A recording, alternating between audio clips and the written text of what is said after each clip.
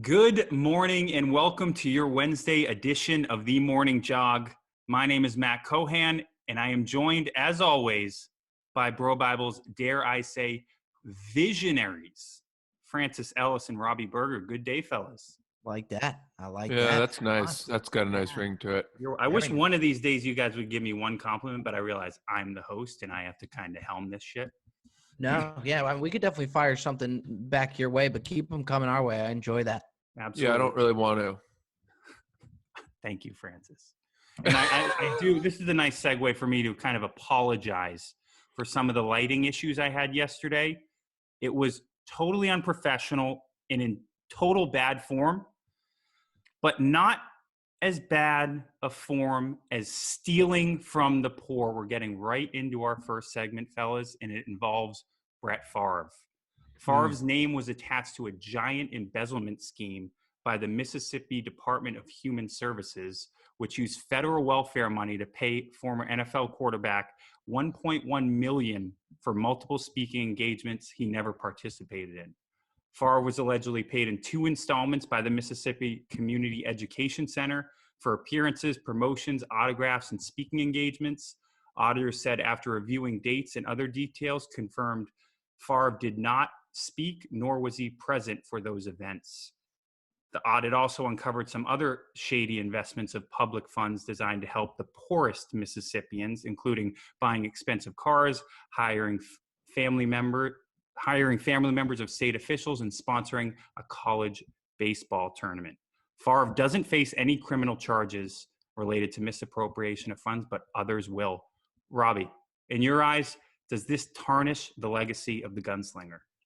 You know, Matt, I didn't wake up this morning, read this article, and decide that I wasn't a fan of Brett Favre. And I'm not doing this for a hot take. I have a very strong stance when it comes to Brett Favre. I never was a Brett Favre guy. I think as a quarterback, as good as he was, I also think he's one of the most overrated quarterbacks of all time. He leads the NFL all time in interceptions. If you give Patrick Mahomes the go-ahead to just go be a gunslinger, and it's okay to throw 2 picks a game, watch the numbers he puts up with that green light. And my other issue with Favre is he's always tried to keep his name in the media constantly. When he retired, he hinted at a comeback numerous times. A couple times he did, but would continue to do that to keep his name in there. NFL draft. Right after the NFL draft, he makes a comment on Aaron Rodgers' IG about another quarterback being selected, and instantly, are we going to announce that my phone just rang, or can I keep going with my take? I was going to roll. Keep it going. I'm feeling really good about this. I really am. So I'm not going to let that bother me. Instantly comments on Aaron Rodgers' posts that he knows is going to get his name in the media. So, it's sad for what happened, to the people. There's more to come. But I do get slight enjoyment of Brett Favre now being in the media for all the wrong reasons. Yeah, Robbie, those are exactly kind of the points I wanted to make. And you're forgetting a big one, which was the dick pic that he sent or whatever may or may not have sent to that ESPN personality. He has not really had any good headlines come out since he retired. And I think, if you talk about when was it that we as football fans actually liked Brett Favre last, it was when he was winning Super Bowls with Green Bay, which was like pretty early on in his career. I remember those years where he was playing against John Elway, and then he made his comeback with multiple teams, and he was kind of this tabloid sensation. Will he? Won't he? And the last good moment I remember him having was when the Vikings when his father passed away. And you shouldn't have to rely on the death of a family member to get positive publicity. But other than that, he's just, to me, a guy who has not aged well at all in the public eye. Yeah, Francis, it's interesting because I completely forgot about that dick pic, and I think it's important to note that it was a flaccid dick pic. He sent it to so he took a picture of his flaccid penis, didn't even rub it up at all. I mean, you got to question the judgment of a guy who's doing that. It's not surprising that he's stealing from the poor here. Yeah, at the very least, you need to create that tourniquet at the base to choke it.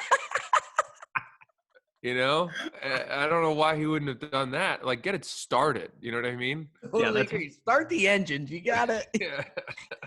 It's 101 stuff. It really is, fellas. But enough about Favre's cock. Speaking of reprehensible acts on the innocent, Elon Musk is making waves for naming his newborn son with singer Grimes. And we'll put this on the screen for you, but it's XAEA-12.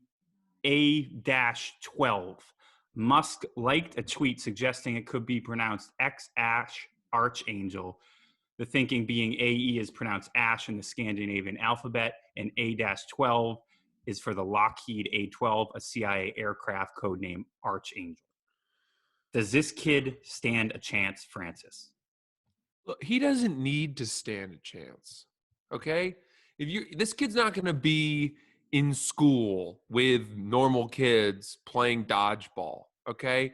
He's going to be on some colony recolonizing the moon or Mars. They're not going to put him with regular people.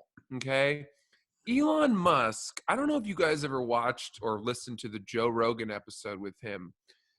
He's not with us.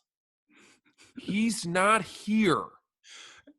Do you know what I mean? So if anyone is surprised by him naming his child using the periodic table or what, they shouldn't be. Nothing should be surprising.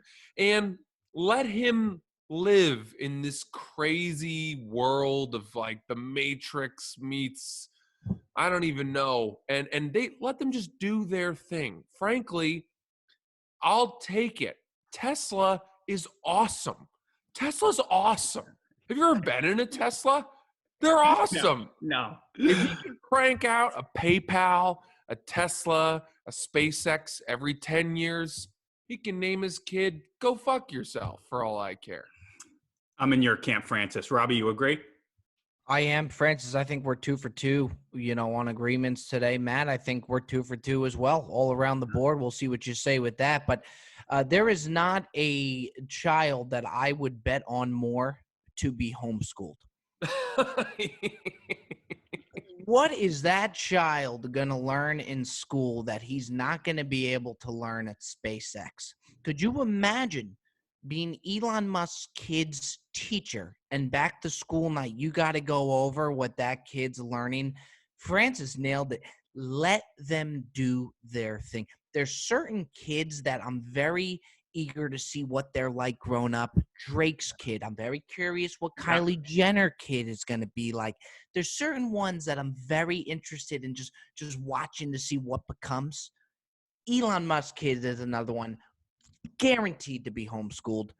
Every reason to be.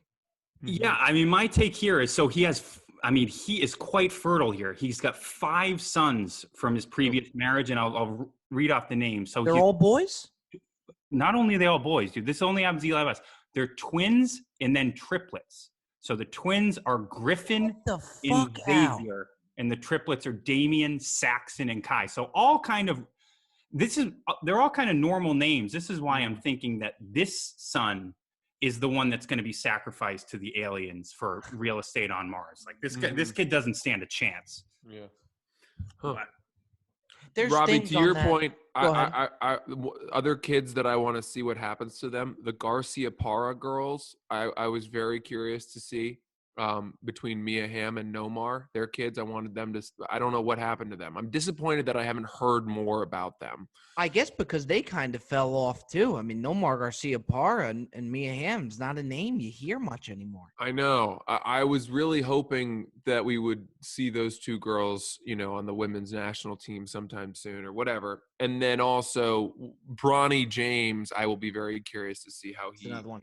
If he continues to rise. Even maybe more interesting, the younger son, who is not going to be that.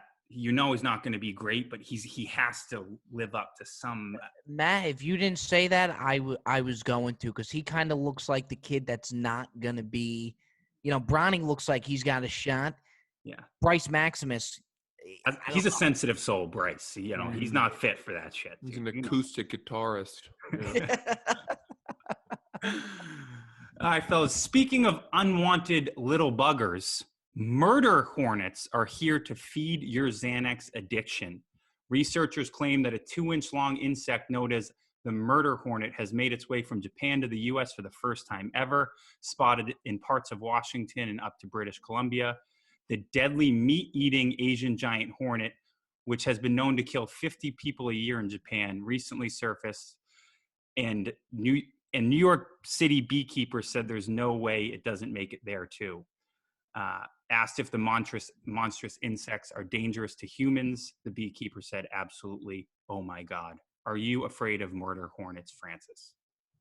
Well, look, we all know what happened the last time a swarm of flying objects came over from Japan to American shores, and it really changed history forever. I am not particularly worried about this breed of murder hornets. I think that we grasp upon the name and sensationalize it because we don't have a whole lot else to talk about right now. I think that people who are allergic to bees are going to die regardless. And so for me, I'm not somebody who seeks out bees. I'm not. I know the rules. Basically, I haven't been stung by a bee in over 15 years. It's a pretty easy concept. If you see a bee, just be gentle, like you can shoo it away a little bit. Don't bat it. You don't want to bat a bee. You're not trying to swat a bee. And move away. You know what I mean? I don't really know who these people are that get stung routinely. What are they doing that they're getting stung? And especially if I see a murder hornet, which I think probably is the size of a pigeon, is kind of how I'm picturing it. Yeah, that's time to go in. It's time to go into the screened-in porch. So that's my thought. Robbie? I believe it. I mean, I don't doubt it. My thing is, I think we don't have the time right now to be worried about this with all the shit going on.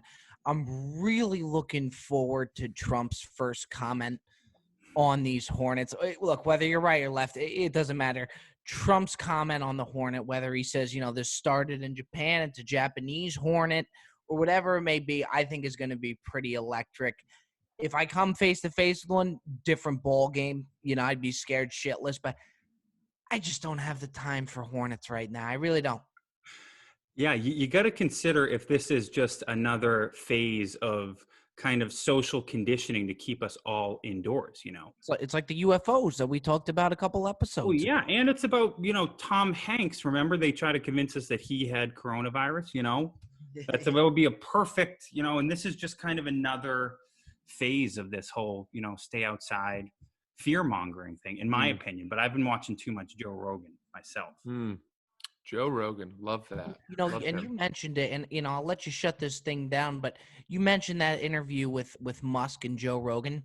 The joint thing, something that, everybody talked about. There's so many different parts to that interview that are even more entertaining than the fact of him smoking a joint.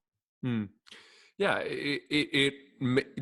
Elon Musk made Joe Rogan uncomfortable to be speaking on his own podcast. And I would say Joe Rogan is probably one of the best, if not the best podcasters in the world.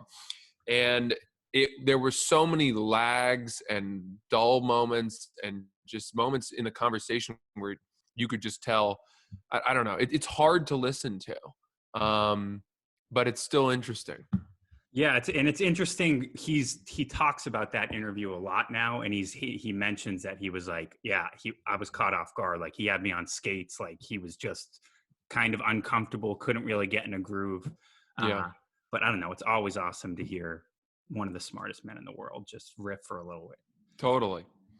There you have it, folks. Your Wednesday edition of the Morning Jog. We'll see you back here tomorrow morning. If we don't get murdered by insects, thank you for listening. Peace.